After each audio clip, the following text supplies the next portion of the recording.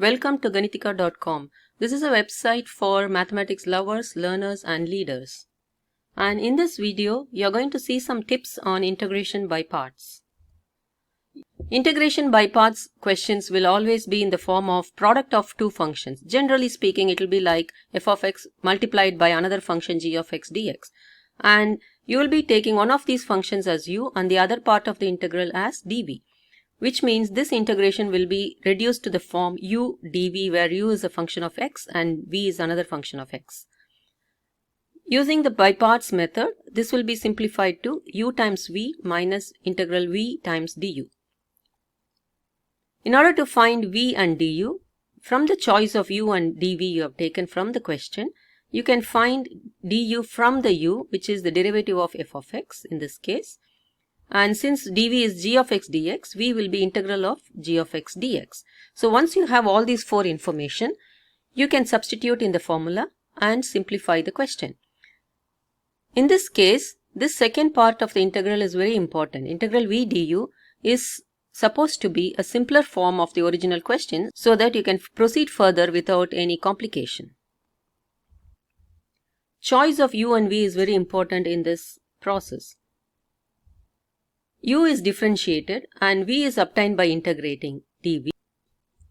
The idea is to get a simplified form of this second integral v du so that you can proceed further in the integration problem.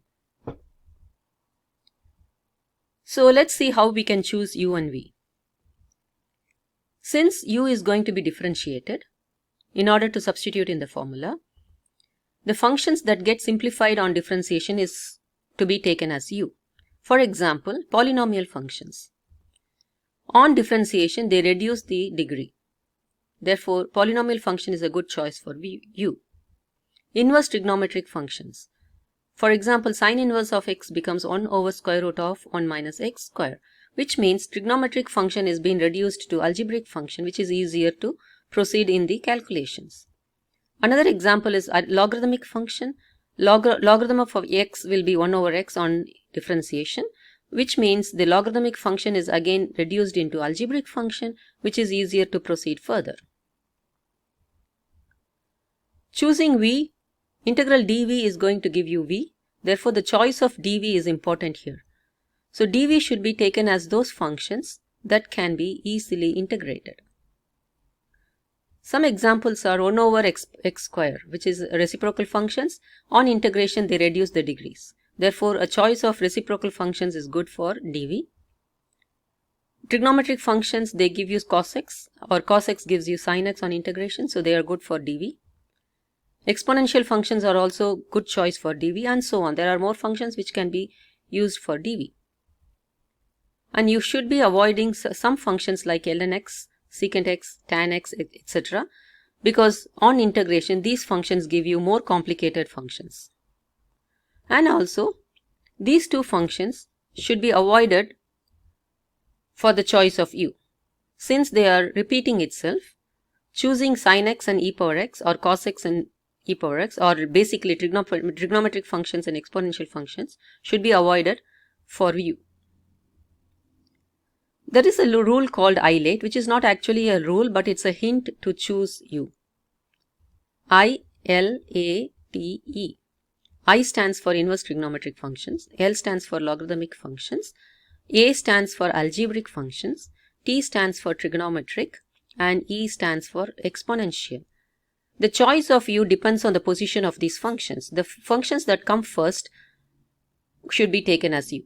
For example, if you have x cube and cos x, which is algebraic and trigonometric, so this is algebraic function and this is trigonometric function, and if you look into the ILATE rule, algebraic function comes first and trigonometric function follows algebraic.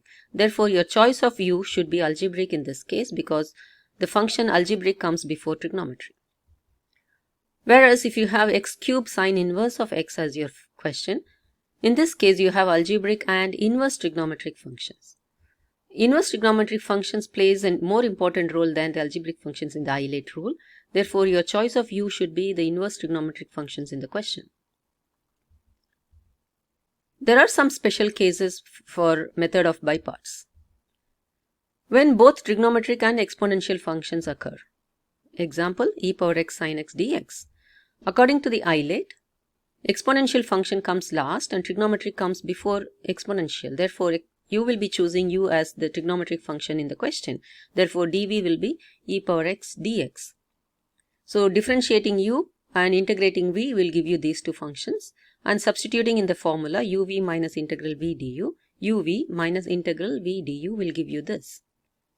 Now you can see that there is an integral on the second part of the formula, and this is not easily integrable now, but this is again done by parts, which means you have to choose one as u, the other one as dv.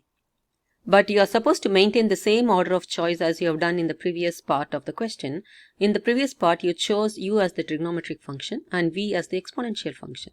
So you should maintain the same order of the choice, which means in this case also u should be a trigonometric function and dv should be the exponential function.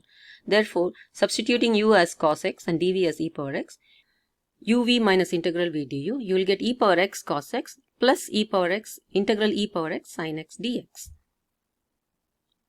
You can continue simplifying further, but you still have an integration with e power x sin x dx. And you can see that this is the original integral given in the question, e power x sin x dx, which is in the left hand side.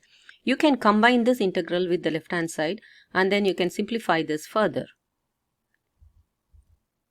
Usually, trigonometric functions and exponential functions are used as either as u or v because both of them repeat on integration and differentiation. So you can choose either u as sin x or you can choose u as exponential function. It doesn't matter. As you can see, on differentiation sin x gives cos x, and again on differentiation it gives sin x, and so on. Same on integration.